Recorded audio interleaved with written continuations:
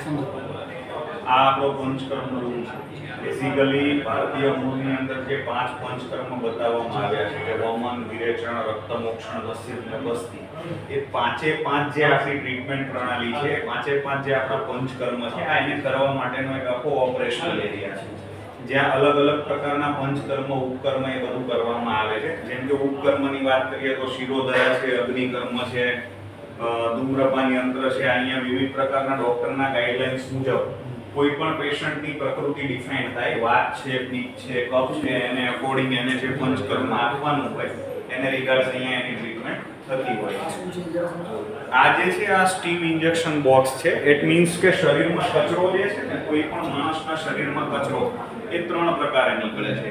એક તો ઉત્સર્જન દ્વારા નીકળે, એક પરસેવા દ્વારા નીકળે અને એક છીંક કે લેટ દ્વારા નીકળે છે.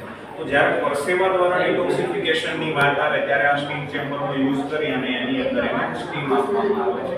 આનો ઉપયોગ આ રીતે થાય. આની અંદર શું હોય છે, આની અંદર મેડિકેટેડ ઔષધિઓ બધી નાખેલી હોય છે જેનાથી સ્ટીમ ઇન્જેક્ટ થાય અને જે પેશન્ટ હોય એને આની અંદર બેસાડી દેવામાં આવે અને પછી આની અંદર બેસાડી દેવામાં આવે અને પછી આ ચેમ્બર જે છે એ પેલા પછી આ ચેમ્બર જે છે એની અંદર આ પેશન્ટને બેસાડી અને સ્ટીમ અંદરથી ઇન્જેક્ટ કરવામાં આવે. આ પ્રાચીન હોલિસ્ટિક કેર વિજય ગ્રોસરોની બ્રાન્ચ છે.